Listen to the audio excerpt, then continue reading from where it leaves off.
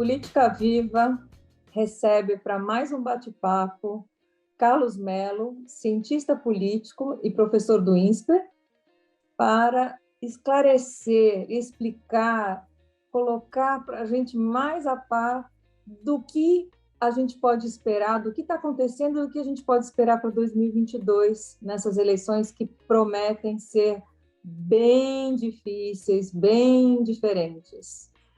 Carlos, bem-vindo mais uma vez à Política Viva. Temos o Paulo, que está todo agasalhado, porque está do outro lado do Atlântico, né, Paulo? Eu não estou com crise de frio, não, em São Paulo. Tô em Portugal, está um pouquinho mais frio, mas estou aqui na Embaixada Política Viva em Portugal. Beleza.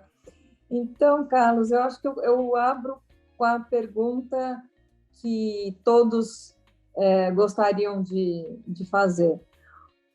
O cenário que a gente tem, muito provavelmente, teremos um segundo turno entre Luiz Inácio Lula da Silva e Jair Bolsonaro. Por que a gente, de novo, chegamos nesse cenário que já era o esperado, mas por que a terceira via, um candidato de centro, não decolou e não se fez presente para a gente tentar ter um cenário diferenciado? Antes de tudo, Rosângela, muito obrigado pelo convite, obrigado também, Paulo, prazer estar aqui. Você disse que eu vim aqui para explicar, esclarecer, espero que não venha para confundir, né? Porque o ambiente é um ambiente complicado.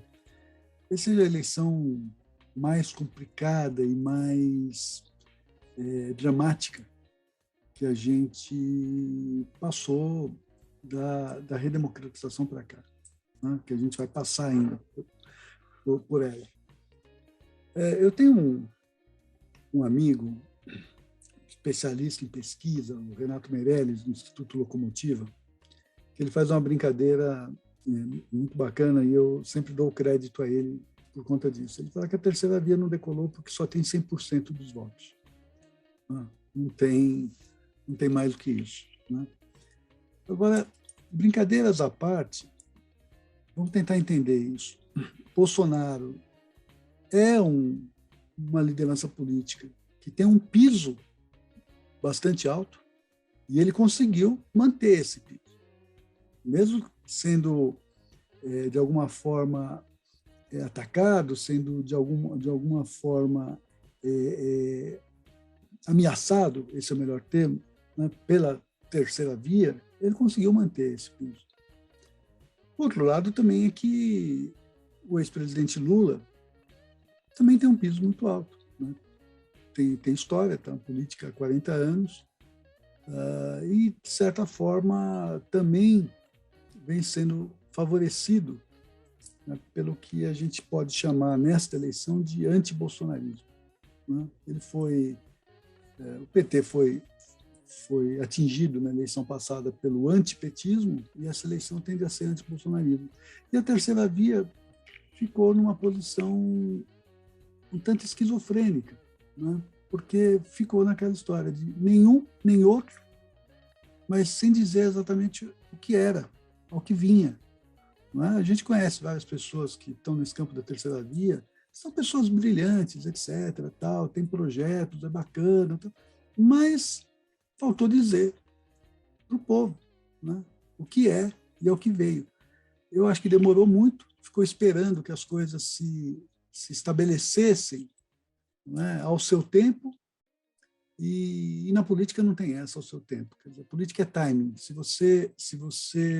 não pode agir nem antes, mas tampouco você pode agir depois, né? Tem um momento certo. E o momento certo era dizer: eu não sou este nem sou aquele, mas eu sou isto.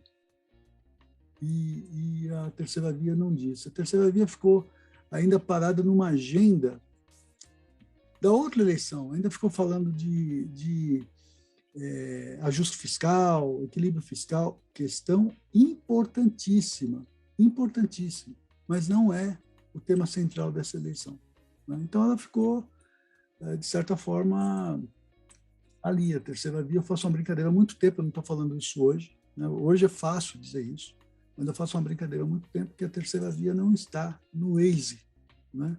Porque a gente não sabe onde começa e onde termina, né? E nem o nome dessa rua, né? Então, simplesmente, você colocou lá no Waze terceira via, o Waze não localizou. Muito interessante essa analogia com o Waze. Você falou do timing, né? Qual que seria esse timing que eles perderam? Você falou do timing e da falta de se comunicar, né, com as questões que são relevantes para a população hoje, como inflação, desemprego, né?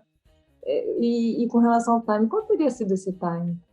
Olha, eu acho que a primeira questão, o primeiro ponto, era que todos esses atores reconhecessem rapidamente, né, no primeiro ano de mandato do presidente Bolsonaro já era possível dizer isso, que a eleição do presidente foi um equívoco. A eleição do Bolsonaro foi um equívoco. Compreendo os motivos, o PT deu motivos de sobra para que houvesse um antipetismo, mas foi um equívoco a eleição de 2018. Né? Ainda que a negação do PT a gente possa discutir, a afirmação do Bolsonaro, acima de tudo e de todos, foi um erro. Por quê? Porque já se sabia mais ou menos o que vinha dali. Né? Então, uma coisa que o Bolsonaro é transparente. Né? Já se sabia qual era a visão de mundo do Bolsonaro, o que ele pretendia, ao que vinha. Também se sabia que só o discurso, né, das reformas liberais, do Paulo Guedes e tudo mais, isso era pouco, porque faltava experiência política para lidar com o Congresso Nacional, que é uma coisa muito difícil, muito complicada, né? E faltava também um plano mais amplo, porque nós estamos vivendo uma revolução, o planeta está vivendo uma revolução tecnológica, né, que está movendo camadas profundas da Terra. Muita gente está fora de mercado, está fora, né, de qualquer integração a esse novo mundo. E era necessário ter um projeto muito maior do que fazer reformas liberalizantes, né? Era necessário ter projetos de políticas públicas, de inclusão social. Então, foi um equívoco e as pessoas não reconheceram ao seu tempo que aquilo foi um equívoco. Precisou que viesse a pandemia e que o governo cometesse tantos equívocos para começar a ver ali uma crítica mais clara a Bolsonaro. Esse é o primeiro ponto. O segundo ponto é que se ficou nesse discurso do ajuste, né, que é fundamental. Veja, eu não estou negando a necessidade, né, de equilíbrio fiscal, não estou negando a necessidade de nada disso, que é isso, inclusive, que permite que depois você tenha políticas públicas. Mas era necessário dizer, reconhecer que a desigualdade vinha novamente aumentando no Brasil, era necessário dizer que a fome aumentava, era necessário dizer que a inflação estava piscando para o Brasil, era necessário dizer o que fazer, era necessário ter uma pauta, um projeto. O pessoal da terceira via gosta de dizer, não, nós temos um projeto. Ótimo, eu imagino que tenham. Qual? Era necessário comunicar. Uma agenda, falam, né, bonito, né? Temos uma agenda programática, mas realmente falta abordar essas questões que você também... Essa agenda, Rosângela, se ela não chegar no povo, né, nas camadas populares, o povo é uma categoria ruim, né? Todo mundo se reivindica do povo, né? Todos dizem que o povo está do nosso lado, mas se não chegar nas camadas mais populares, se não... política se faz com esperança em relação ao futuro e credibilidade em relação ao presente e ao passado, né? Então faltou demonstrar esperança, né? E também faltou articulação política, porque o que houve? Todo mundo achou que poderia ser o candidato da terceira via, né? pelo menos meia dúzia de pessoas achou que poderia ser o candidato da terceira via. Não é? Faltou algo que amalgamasse e que, de alguma forma, aglutinasse todo esse processo e definisse o nome. Não é? Não sei se a esperança de que Luciano Huck poderia ser o candidato, se isso fez atrasar muito o processo, e aí depois ele não saiu candidato, não sei se foi isso, mas a verdade é que não houve uma articulação em 2021, né, para que se chegasse ao final de 2001 com um nome claro, posto e colocado. E você não acha também que desses muitos que se acharam possíveis candidatos e elegíveis da terceira via, muitos deles estavam ligados ao bolsonarismo, porque ou foram ministros ou apoiaram declaradamente, claramente durante as eleições. Então, também, se você quer um caminho diferente daquilo que está ali e descolar desse governo não popular, então é difícil você falar Bolsonaro é o homem, tem que ser Bolsonaro, né? E aí, de repente, você fala, olha, agora cheguei aqui. Rosângela, as pessoas exigem do presidente Lula e do PT uma autocrítica. O que eu acho que é justo. É justo. Né? O PT errou tanto do ponto de vista ético quanto do ponto de vista programático. Né? Sobretudo no governo do presidente Lula. Né? Errou. É justo exigir uma autocrítica. Eu acho que quando o Lula se aproxima de Geraldo Alckmin e tal, talvez ele esteja sinalizando para algum tipo de autocrítica ou algum tipo de ampliação do seu governo. O PT sempre foi muito arrogante, muito senhor de si, né? O PT sempre foi muito difícil de compor, né, nas eleições e tal. Então é justo. Mas se eu estou dizendo isso, eu estou dizendo também para dizer que é justo que se exija uma autocrítica em relação a 2018. Né? Dizer que em 2018 foi um equívoco, sabe? Que a crônica de 2018 ela começa em 2014. Né? Eu tenho dito e escrito que 2014 é uma eleição que não terminou. 2014 não terminou. Não terminou, seja porque o perdedor não reconheceu a derrota e porque a vencedora não teve grandeza, né, para a partir daquela vitória tentar juntar a nação novamente. Né? Houve erros terríveis de lado a lado. E aí o sistema político foi se fragmentando, o governo Temer, muita gente elogia o governo Temer, de fato, tentou reconstruir algumas questões ali, mas, veja, o presidente Temer ficou absolutamente inviabilizado. Né? Por quê? Por causa do Centrão. Havia uma rejeição ao petismo e uma rejeição ao Centrão. Não foi à toa que o Geraldo Alckmin, que no final das contas foi quem carregou o Centrão nas costas na eleição, embora ele não seja exatamente isso, né? Acabou tendo a votação que teve. Né? Então, é necessário, seria muito importante que o país se juntasse e reconhecesse seus erros, seus acertos, não é? Seus méritos e desenvolvesse um programa mínimo, mais único, não é? Que pudesse, a partir do próximo mandato, implementar um processo de reconstrução nacional do governo, das políticas públicas e da nação, né? Porque ela também se fragmentou, a nação está muito machucada e muito dividida por esse processo todo. Então, era necessário que as pessoas estendessem as mãos e de fato, construíssem alguma unidade. E não houve essa disposição, é verdade, pelo lado do presidente Lula, né? Não houve mesmo, porque, afinal de contas, as pesquisas sempre mostravam a sua viabilidade, né?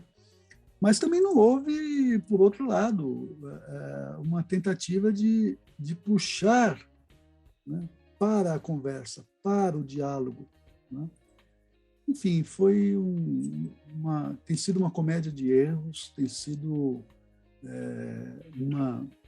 algo muito perigoso, porque quem é que diz que Jair Bolsonaro não pode ser reeleito? Eu acho que ele tem, né? Ele tem um piso alto, tem instrumentos de governo na mão, que são importantíssimos, poderosíssimos. Então, pode ser eleito, sim. Né? Não dá para descartar. Pegando o gancho dessa bela introdução colocando aí a moldura, né, no debate dessa coisa, por que não terceira via não decolou, e você fez uma explicação bastante, vamos dizer assim, pragmática e bastante desemocionada, quer dizer, se apegando aos fatos, que é importante, né?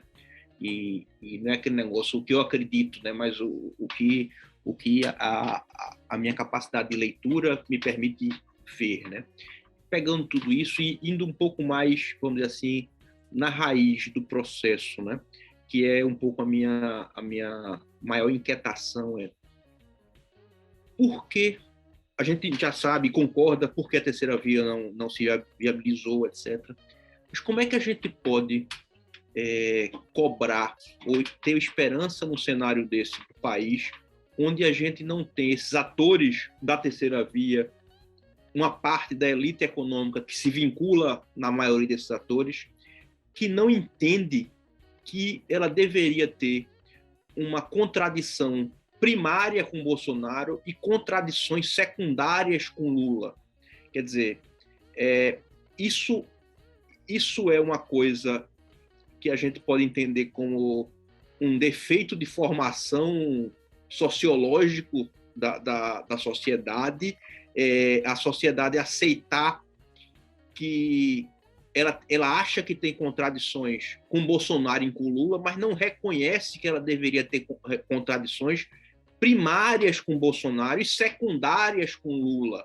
Até hoje, uma grande parte dessa terceira via, representada nos nomes da terceira via e nos apoiadores, o pessoal da elite, tem um discurso de contradições com os dois e não reconhece a contradição que deveria ser primária com Bolsonaro e secundária com Lula. Essa raiz aí é uma raiz apenas eleitoral ou isso é um negócio sociológico muito mais profundo? Que não é aqui a gente está debatendo apenas o problema da terceira via, mas o problema de formação da nossa sociedade, notadamente da nossa elite.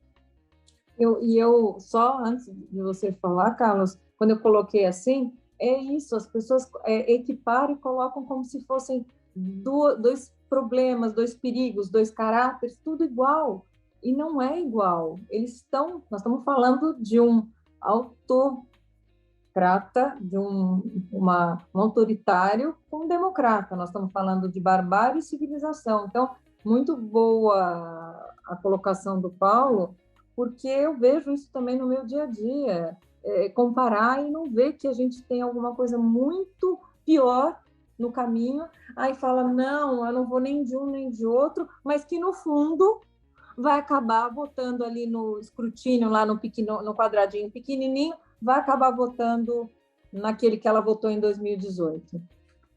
Vamos lá.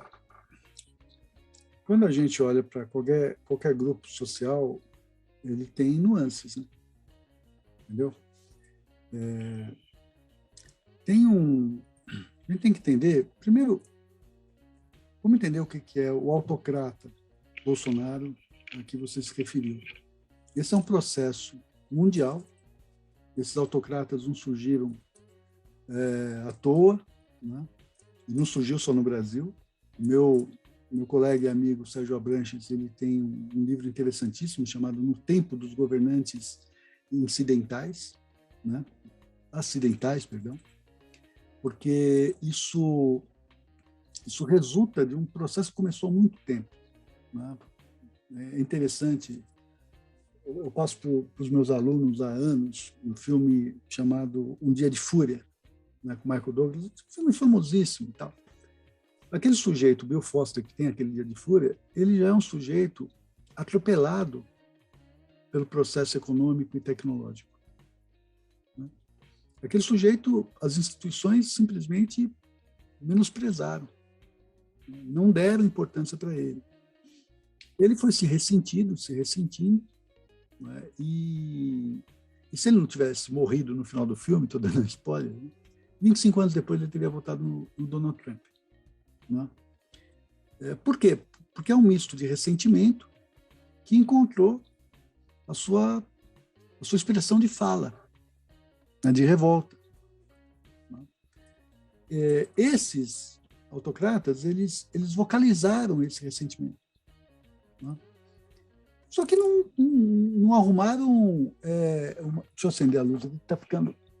Mas eles não arrumaram uma saída. São demagogos, né? E autoritários. Estou lendo um livro interessantíssimo, né? Explicando um pouco de uma corrente filosófica chamada tradicionalismo. Esse tradicionalismo é uma corrente filosófica que une o Alexander Godin, que é o ideólogo do Putin, une ele ao Steve Bannon, o ideólogo do Trump, e Olavo de Carvalho. Isso é um processo que se deu no mundo. Não é? Um processo que quer um mundo multilateral, um processo que nega a globalização, que nega a modernidade e que busca a eternidade do tempo que para na Idade Média. Mais ou menos isso. Então, quando se fala do autocrata, nós não estamos falando uma pessoa contra a outra, nós estamos falando de um estado de coisas, de uma visão de mundo. Né? E essa visão de mundo, ela é complicada, ela está levando o mundo a uma tensão enorme. Essa questão da Rússia, da Ucrânia, não está descolada disso. Não está descolada disso. Né? Ela está ligada a esse espírito do tempo. E isso se dá no Brasil. Em que pese todos os defeitos que o PT pode ter, e o PT não tem poucos defeitos, né? O ex-presidente Lula também não tem poucos defeitos, né? Errou muito, inclusive com a sua sucessão, quando ele acreditou que ele poderia colocar uma pessoa que não era exatamente preparada, mas poderia ser, de alguma forma, controlada para que ele voltasse, foi um erro. Aliás, é um erro institucional, porque se não houvesse a possibilidade de um terceiro mandato, né, com interrupção, talvez o presidente Lula tivesse sido mais consequente com a sua escolha. Né? Mas, enfim, ele errou bastante, mas, veja, não está colocado nesse plano da autocracia. Né? Está colocado num plano onde se respeita a democracia. Né? O PT fez o diabo, mas respeitou a democracia e as instituições até o último momento. O presidente Dilma sofreu um impeachment, eu não uso exatamente a expressão golpe, sofreu um impeachment e se submeteu. O presidente Lula se submeteu à justiça, foi preso, ficou preso. E depois recorreu dentro das instituições. Então, isso é uma diferença muito grande em relação ao autocrata. Esse erro se vem cometendo. Agora o Paulo pergunta, por quê? Né? Alguns porque acham que não tem o valor da democracia. Mas não são todos. Né? Tenho vários amigos que estão nesse campo, não são todos. Conheço e respeito vários deles. Alguns porque dão mais importância à economia, a um tipo de economia, do que a democracia. Ainda se tem uma impressão de que um eventual governo do ex-presidente Lula seria um governo de forte intervenção estatal e etc., de dirigismo. Há uma lembrança justificada em relação aos erros cometidos final do segundo mandato do presidente Lula e durante o governo da presidente Dilma. Há uma lembrança com relação a isso, e isso parece tocar muito mais um grupo de pessoas do que a autocracia, do que o perigo da autocracia, do que o perigo dessa regressão. Né? Agora, é interessante, hoje dia que nós estamos conversando, né, é o dia 21 de março, saiu uma pesquisa da FSB, feita por BTG, em que eles fazem um exercício interessante. Eles pegam aqueles que não são Lula e nem Bolsonaro. São 24%. E eles vão tentar entender esse grupo. Né? Eu não tenho os números de cabeça, mas alguma coisa. Eles perguntam, tá bom, você não é um nem outro, mas acontece que eles vão para o segundo turno.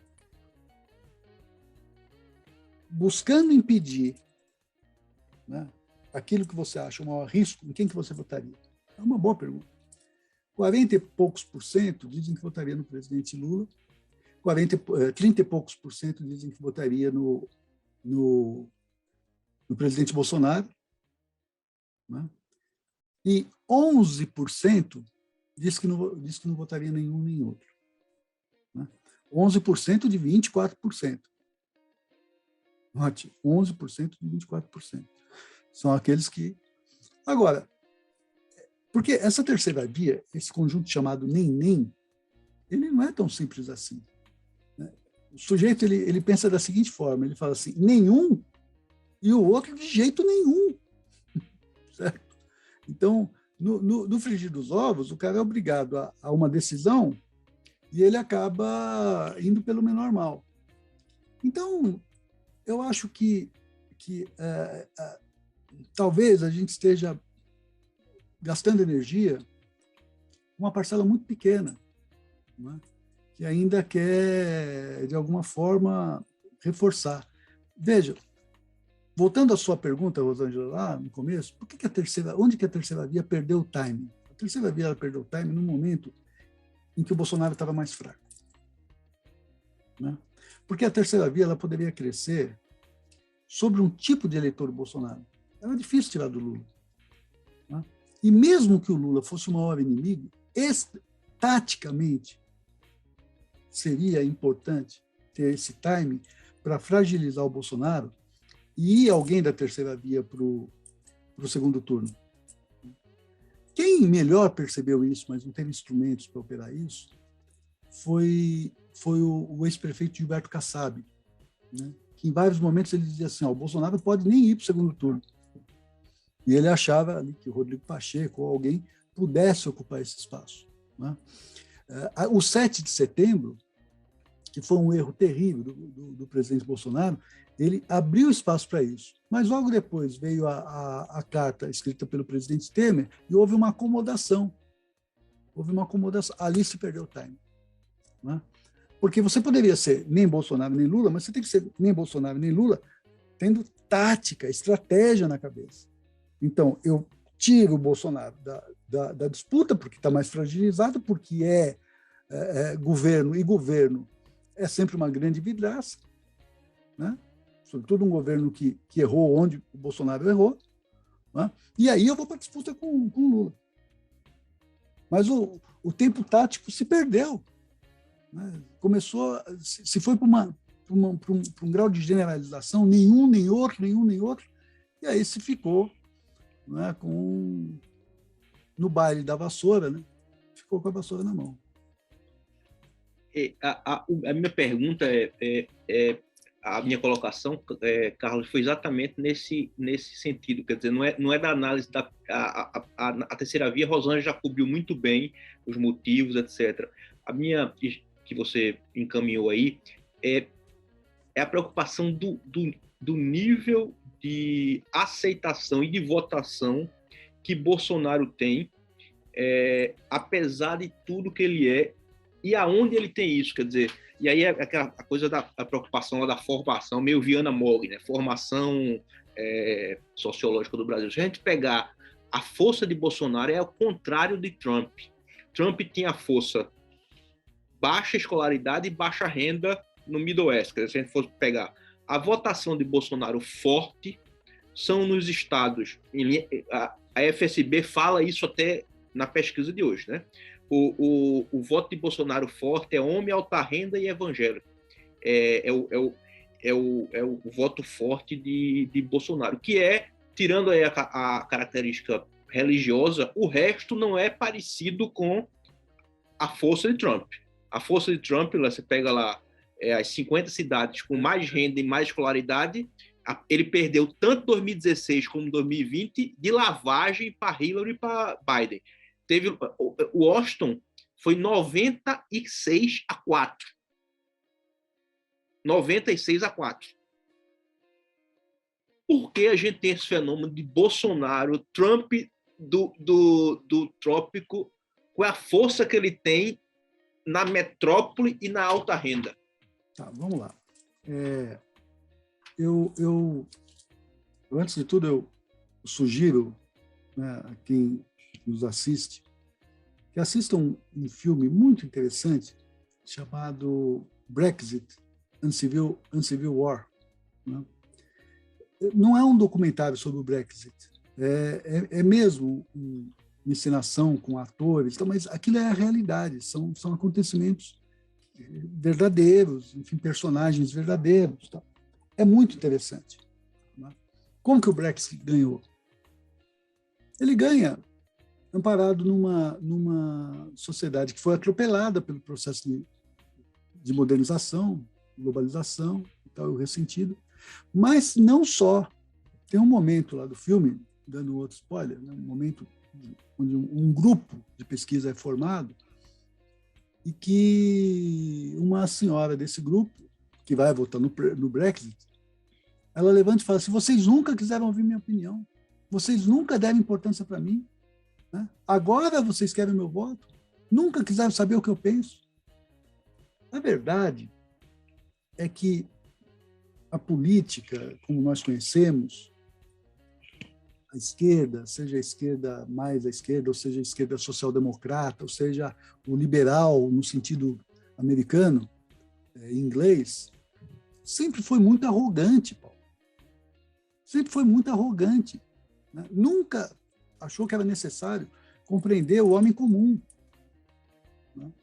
Então, tem escolhas em relação ao Bolsonaro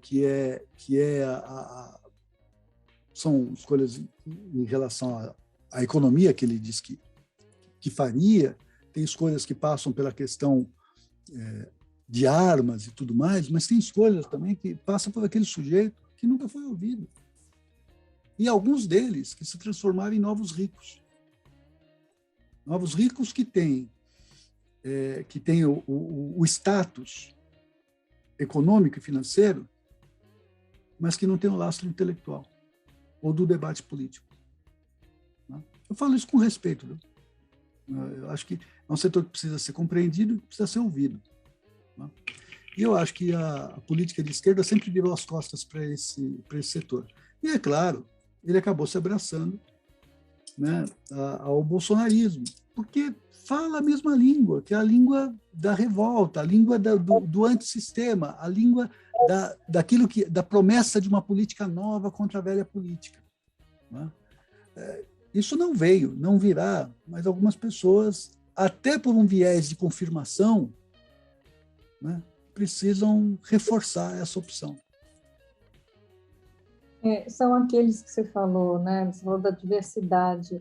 Eu entendo que a agonia do Paulo, e partilho dela também, como que a gente pode entender pessoas que tiveram acesso à educação, têm acesso à informação, como elas se deixem levar por essa cabeça pequena que você mencionou, que a preocupação com a economia, aquele tipo de economia meio confortável, meio, não, deixa assim. Então, assim, eu acho que o conservadorismo mais esse egoísmo, eu diria que é um egoísmo, porque ela sente que se ela estiver bem, e a família dela, né, o máximo que ela consegue ir é no ambiente familiar, no círculo familiar, se eles estiverem bem, não tem problema que um bairro depois ou duas cidades depois esteja em caos, esteja as pessoas, né, passando fome, miséria, elas não são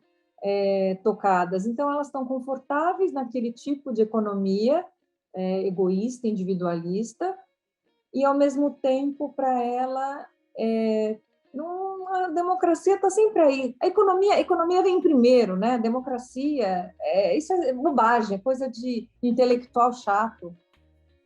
É mais ou menos isso, mas se você lembrar, o Barack Obama ganha a eleição nos Estados Unidos em 2008, no auge daquela crise, né, econômica, financeira.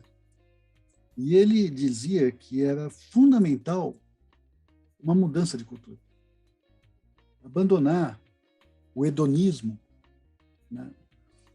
Eu vou usar aqui uma redundância. Tá? Eu sei que é redundância. Né? O extremo consumismo, né? O consumismo já é extremo, mas o extremo consumismo, né? O hedonismo, era necessário mudar, precisava fazer uma mudança cultural. Ele acertou no diagnóstico. Ele não acertou foi na política, na ação. Até porque o capital político que ele tinha era relativamente pequeno, dadas as condições, né? E dada a novidade de um político negro ter ganho a eleição nos Estados Unidos, né? O que foi alvissareiro, mas era uma pressão. Então, o capital político, para ele, serviu para tentar reconstituir a economia e não fazer o enfrentamento cultural. Não tinha força para fazer as duas coisas juntas. Quando reconstituiu a economia, o resto ficou para depois. E o que ficou para depois foi a eleição do Trump. Né? Esse é um traço do mundo que a gente vive. Né? Tem um livro antigo, desculpem aqui o pedantismo, mas como vocês veem, é a minha vida, né? Os livros. Né? Tem de um filósofo chamado Richard Sennett, que ele fala, lá nos anos 90, ele fala assim do declínio do homem público. Qual é o declínio do homem público? O homem deixa de se perturbar pelas questões públicas. Vamos recuperar aqui uma frase da Margaret Thatcher, uma figura que teve enorme importância, né, há cerca de 40 anos, 30 e poucos anos, mas ela tem uma frase que ela é reveladora desse processo. Ela disse assim, abre aspas, esse negócio de sociedade não existe. O que existe são os indivíduos e as suas famílias. Fecha aspas. Olha, é o espírito de um tempo que fez o sujeito se voltar para si. Né? Isso acabou com a liderança política, porque não houve renovação da liderança política. Por quê? Porque a sociedade não existe. O que existe é o indivíduo e suas famílias, então as pessoas abandonam a política, abandonam a ideia da política. Houve um período em que a economia ela era hegemônica, a ideia da economia era hegemônica, era a economia que ia nos salvar, que ia tirar a gente da situação onde a gente está, e a política não tinha a menor relevância. São pelo menos 30 anos, né, dessa compreensão da política. Só começou a mudar isso em 2008, quando veio a grande crise, eu estou sempre me referindo a ela, que quando você olha, por exemplo, para a principal economia do mundo, quem é o presidente? Quem é a liderança? É o Bush. Né? Quem é o primeiro-ministro da Inglaterra naquele momento? Vocês lembram? Era o Blair, né? Pois é, todo mundo erra. Era o Gordon Brown. É o Gordon Brown, porque o Gordon Brown é um sujeito de memória fácil de esquecimento. Né? Pois é, mas é a grande crise e você não tem liderança. Né? Então, desapareceram as lideranças. Talvez o ápice da liderança mundial seja nos anos 80 e 90, na unificação da Europa e na reunificação da Alemanha. Mas depois esse espírito dizimou a política e a ideia de liderança política. Né?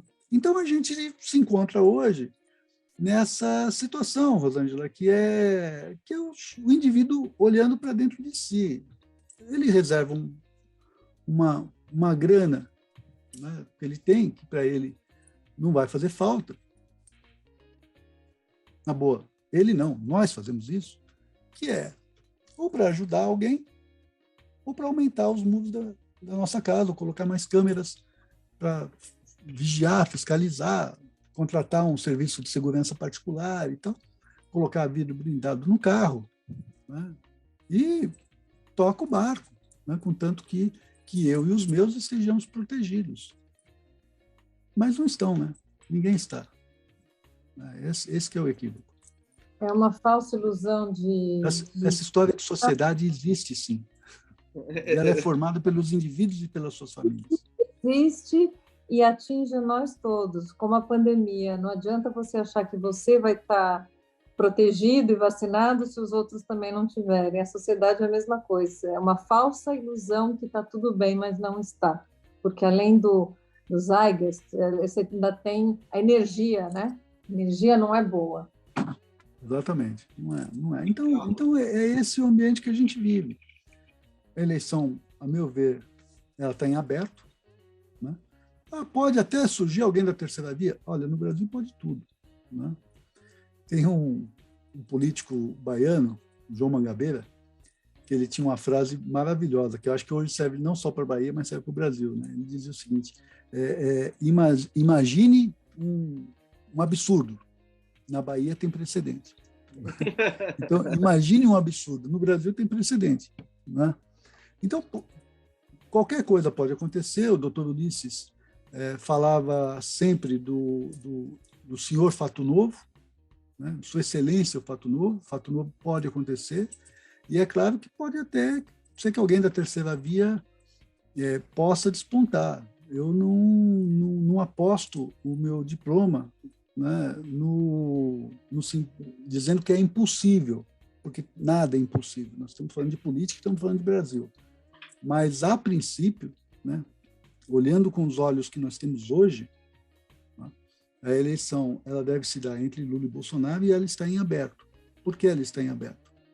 Porque o presidente Bolsonaro ele tem um piso bastante alto, né, porque ele soube proteger o seu patrimônio político, né? Tentou Moro, tentou Dória, tentou todo mundo. Ele se protegeu, ele foi bastante hábil nisso.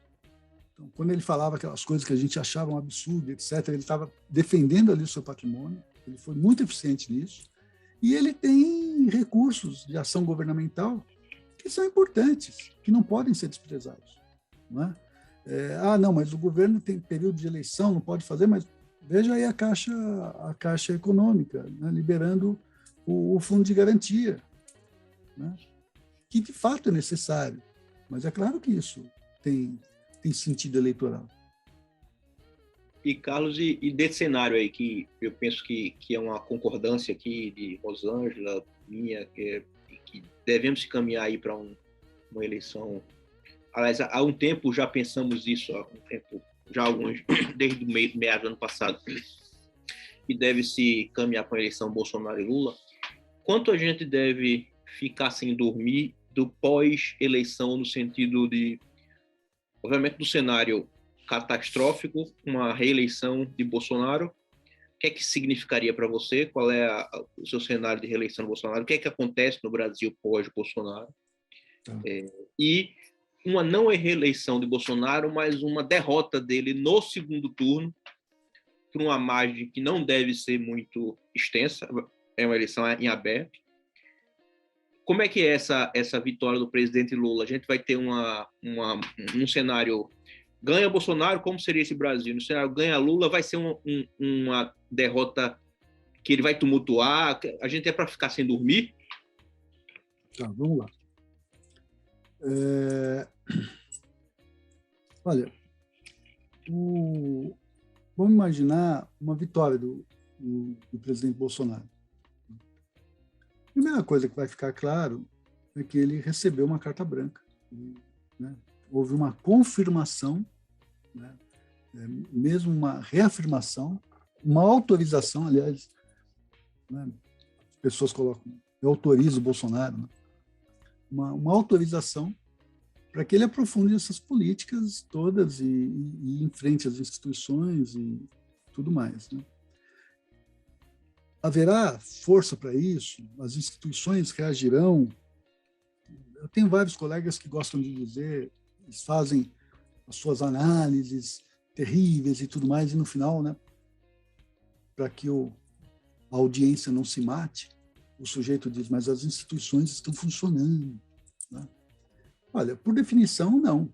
Então, isso eu brinco definição, muito. se estivesse funcionando, nós não chegávamos no ponto que chegamos. A turma não gosta de assustar muito o contratante, normalmente, né? Porque normalmente o cara faz essa análise lá no fórum XYZ, no fórum... Se for muito enfático, não volta, né? É verdade. Precisa manter o cliente, né? Então fala, não, mas as instituições estão funcionando. Não, não estão funcionando, elas estão resistindo. É diferente, né? Se estivesse funcionando, nós não chegávamos no ponto que chegamos, nem política, nem economicamente. Né? Eu nesse ponto aí, eu fecho completamente com um Nobel de Economia, hein, não é de política, chamado Douglas North, que ele diz que as instituições são a base do desenvolvimento econômico. Né? Se as instituições elas são eficientes, você tem desenvolvimento econômico. Né? E tem todo o resto, democracia e todo o resto. Então, elas não estão funcionando. Então, uma vitória teria esse problema. A sociedade e as suas instituições teriam força para resistir? Paulo, sinceramente, eu não sei. Né? Uma vitória do presidente Lula, bom, essa é a vitória do presidente Bolsonaro. Uma vitória do presidente Lula também não será muito fácil, por alguns motivos importantes de a gente considerar. Primeiro que a situação de 2023 não tem nada a ver com a situação de 2003, 20 anos atrás. Nada a ver. Né? O Brasil está muito pior. Aquilo que o presidente Lula injustamente chamou de herança maldita, né? Seria um bálsamo se nós tivéssemos isso hoje. Né? Aliás, é necessário fazer justiça ao que foi o governo Fernando Henrique. Justiça ao que foi o governo Fernando Henrique. Enfim, estabelecer um padrão de moeda, trazer estabilidade econômica, salvar o país daqueles bancos estaduais terríveis que nós tínhamos, não foi pouca coisa. Não foi pouca coisa.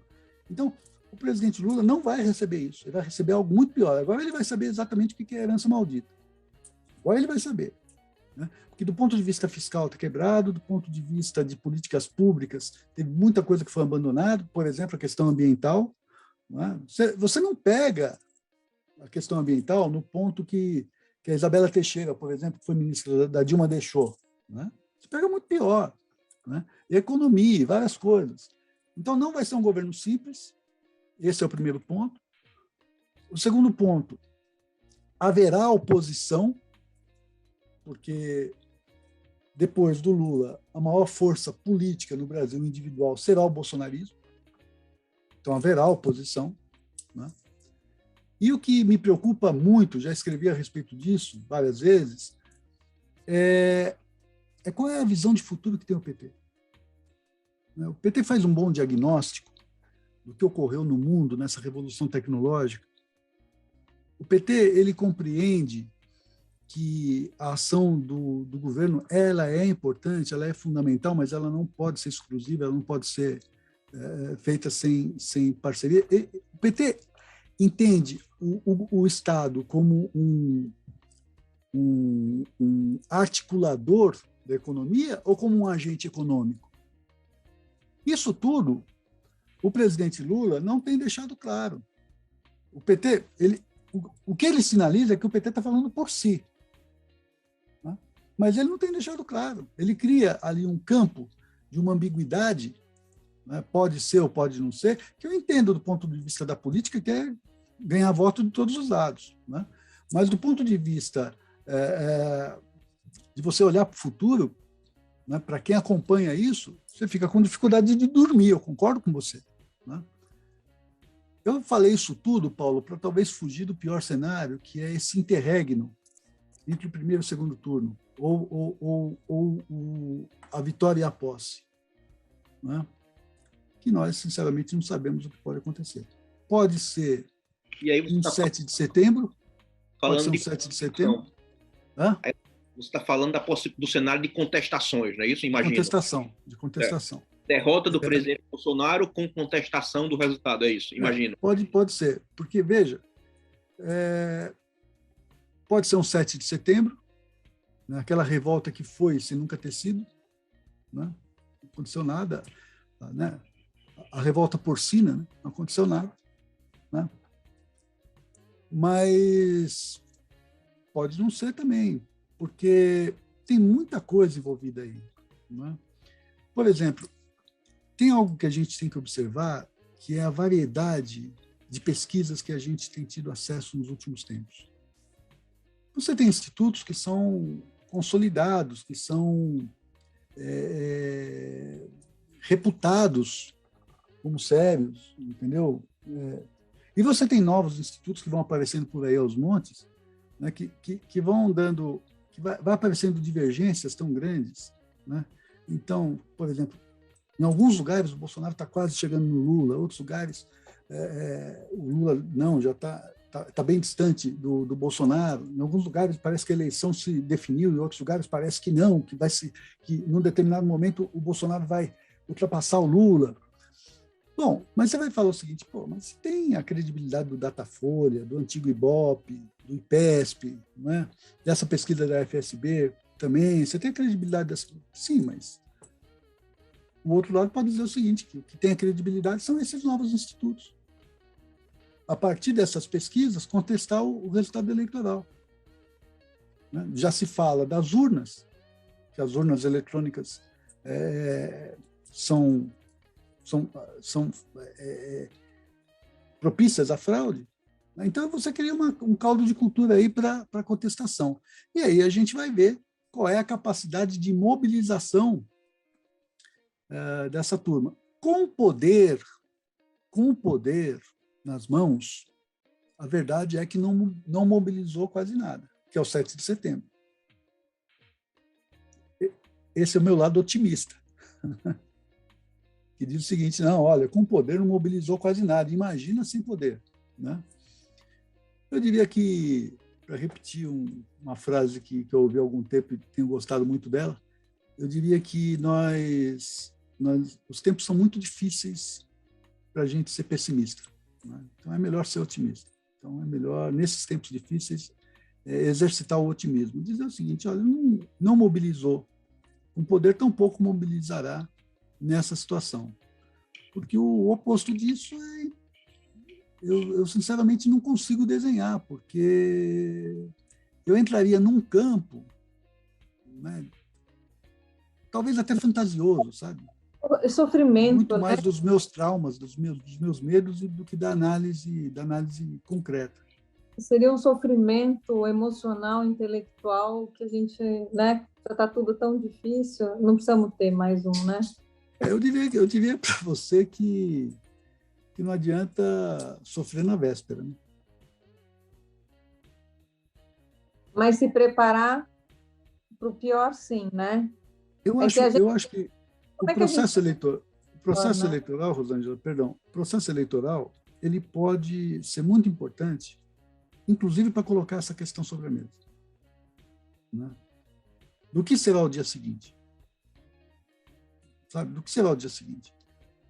Quem perder a eleição vai aceitar o resultado, como tem sido assim, né? Desde 85. Olha, de 85 para cá, quando eu falo 85, é do Tancredo. Né? Para cá, o PT perdeu 89, perdeu 94, perdeu 98, perdeu 2018. Né? Aceitou a derrota.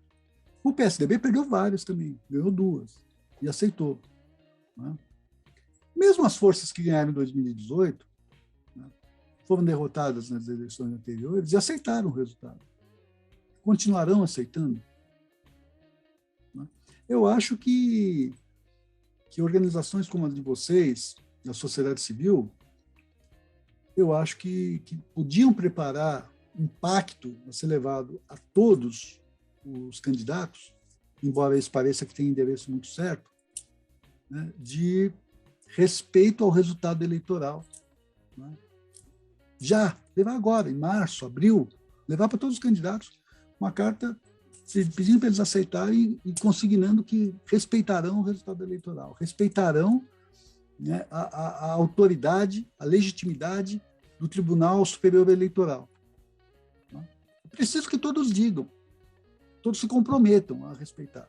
eu acho que a gente pode se adiantar, não precisa ficar torcendo para não ocorrer, não é? E quando acontecer a gente fala, porra, podia ter feito e o que eu não fiz. Essa ideia de o Política Viva, junto com outras organizações, se articularem para apresentar um manifesto onde os candidatos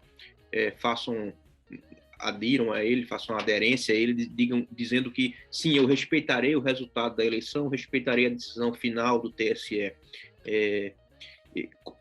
Isso aí não tem um detalhe aí, ou pode ter interpretado, inclusive pelo TSE, né, ou pela sociedade em geral, como se isso é uma opção, ou seja, que eu estou ali apresentando e estou, ao mesmo tempo, colocando em dúvida o sistema, porque reconhecendo que pode não aceitar. É aquela coisa de fazer uma pergunta que, teoricamente, só deveria ter uma resposta. Mas quando você faz pergunta, você está admitindo que tem duas respostas. A ideia é sensacional, mas como é que você vê isso aí do ponto de vista político? A ideia ela é tão sensacional quanto ela pode ser apressada. Eu concordo com você. Tua ponderação ela é justa, né? Pode ser uma declaração de admissão de que alguém possa eventualmente dizer não aceito, né? Pode ser. Veja, nada é muito simples, né? Voltamos para aquela questão onde agora a chibata vem nas minhas costas, né? Porque situações complexas não aceitam soluções simples, né? Talvez essa seja uma solução simples demais. Agora, veja, eu acho que isso é a expressão da nossa dificuldade. Se a gente não leva essa discussão, a gente pode se condenar depois por não ter alertado, né, para o risco. E se a gente leva, a gente pode despertar esse bichinho, né, que ninguém quer reconhecer que ele existe e tal. Eu acho que é a conjuntura que vai dizer, né, se esse bichinho existe mesmo, se ele de fato é um risco. E se ele for um risco aí, Paulo, se ele for um risco que as pessoas de fato acreditem nisso, aí você não tem mais medo de despertar, porque ele já foi despertado, né? Mas agora, não tem solução simples. A raiz está no... É porque você tem notadamente, eu nomeando ele, você tem um contenedor lá que não é do jogo democrático, que é o presidente Jair Bolsonaro, né? Que essa situação que você colocou nesse manifesto se dá em várias outras situações que o Supremo se debateu com ele, ou seja, porque ele não joga dentro do, vamos dizer assim, do jogo democrático e do quadrado das instituições e do respeito às normativas não escritas, né? Tudo é uma coisa muito... tudo muito... Ele vai inventando as normas à medida que vai jogando, e nem todas as normas nesse mundo político, etc., são escritas, né? Não está tudo escrito, mas tem uma certa... de como você se comporta, né? E como ele, o Trump, né, não tem nenhuma consideração a isso, a zero, é difícil você conseguir enfrentar isso usando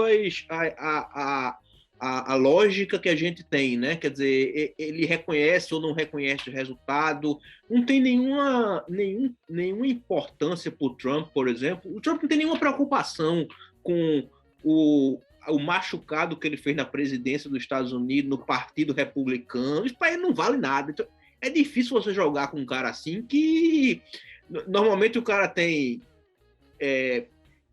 pelo legado, pela história, mas quem não tem nada fica complicado, né? Porque como é que se enquadra isso? Eu concordo com você. No entanto, vamos lembrar, aquela invasão do Capitólio resultou em 5 mortes. Não precisa ser 50, ou 500, ou 5 mil, ou um massacre. Ali resultou em 5 mortes. Não, eu só...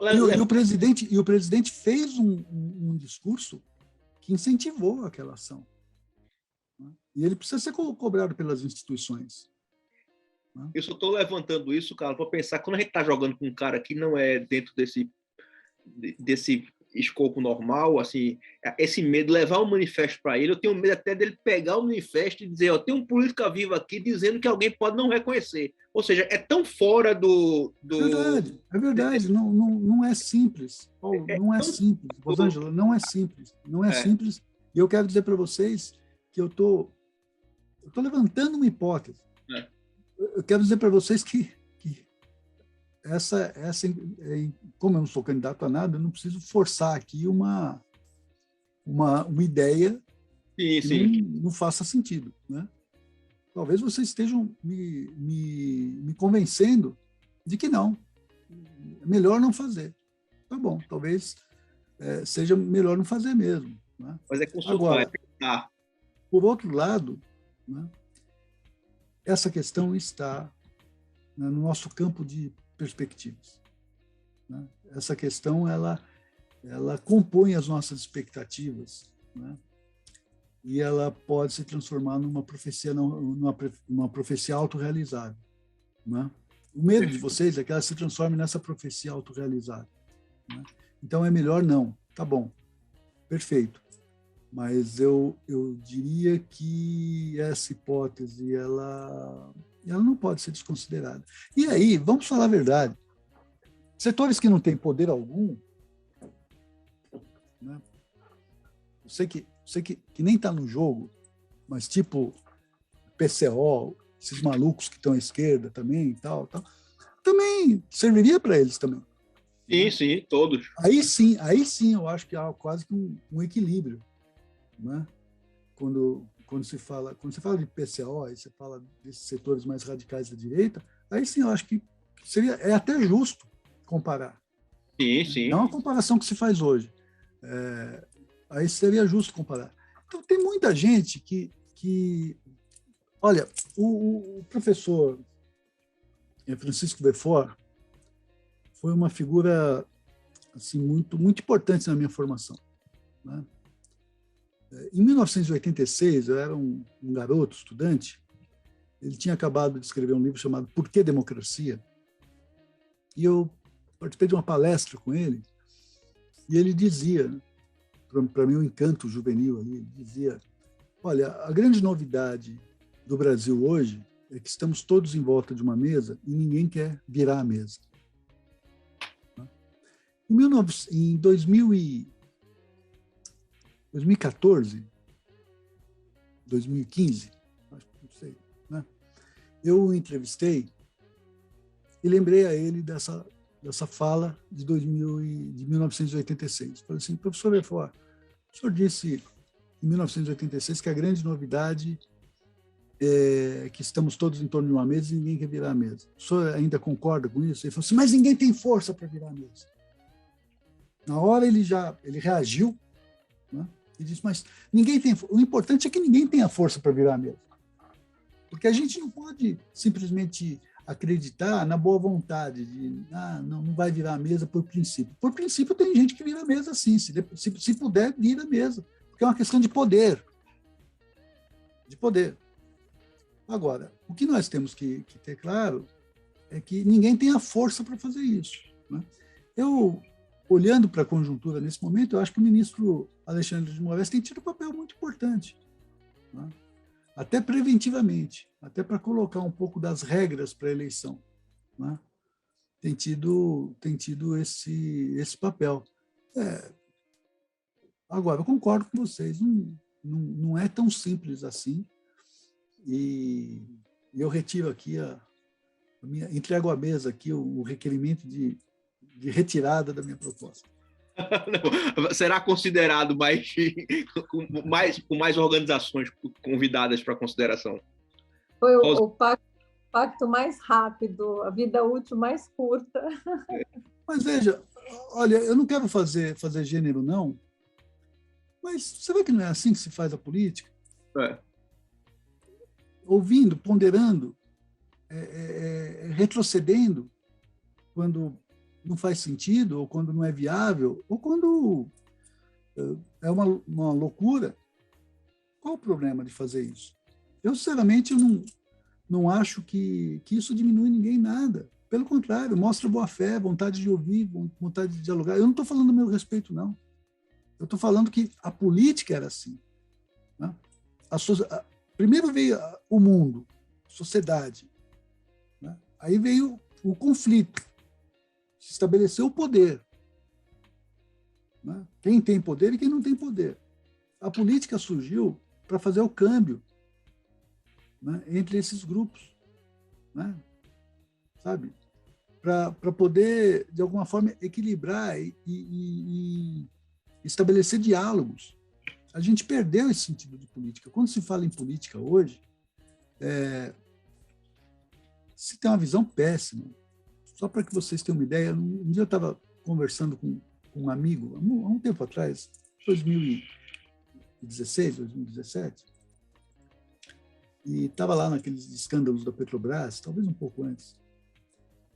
E eu conheço, né? Então, eu joguei uma casca de banana para o sujeito escorregar. Eu falei assim, cara, o que está acontecendo com a Petrobras? Ele falou assim, é a política, olha, a política, a corrupção, etc., tal. Eu ouvi, né? Falei sobre uma outra coisa, mudei de assunto, deixei o cara se desconcentrar. Aí eu falei assim, porra, cara, mas impressionante, né? A Petrobras vinha tão bem, pré-sal, batendo recordes de produção, sendo reconhecida no mundo como um grande player, tal. Como é que conseguiu isso? Aí o cara falou, foi a gestão. Então, tudo que é bom é gestão, tudo que é ruim é política. Não, foi a política nas duas pontas. Quando estava dando tudo certo e tudo mais, era um tipo de política. Quando começou a dar tudo errado, era outro tipo de política, mas era a política. Era a política. Então, a gente não pode desprezar a política como uma arte de convívio e capacidade de diálogos. Né? Isso se perdeu. Né? E isso se perdeu num mundo de muita arrogância. Eu quero compreender aquele sujeito que nunca foi ouvido e que resolveu se revoltar e ser ouvido a partir do grito, e não da palavra, mas do grito. Né? E aí, outro toque de pedantismo aqui, né? Me perdoem, mas é a frase do Shakespeare, né? Porque o mundo não é um conto contado por um idiota, cheio de som e fúria, significando nada. O mundo é mais do que isso. Né? O mundo não é um conto contado por um idiota, cheio de som e fúria. De fúria. O mundo é mais do que isso. Excelente frase para... Beijo. Como bonito, né? Esse mundo, hein? São vários. Rosângela, para encerrar, algum comentário para... Eu queria, agradecer muito, foi uma delícia, ficamos aqui mais de uma hora, foi muito prazeroso ouvi-lo, sua sabedoria, sua erudição, nada pedante, nada desconfortável para ninguém, então muito bom. É muito bom ver você, Paulo, estava com saudade de você. Ora, largou a gente aqui com esse abacaxizão. Eu vou abrir uma embaixada aqui, embaixada brasileira. Depois a gente vai fazer a apresentação aqui. Bom, obrigado, Carlos. Obrigado a todo mundo que está aí assistindo a gente. E acredito que esse foi um dos nossos melhores episódios, né? E num momento bastante especial e com uma pessoa bastante especial. Fico honrado de ouvir isso de vocês e, como se diz na torcida do meu time, né? Eu sou corintiano, né? Tamo junto.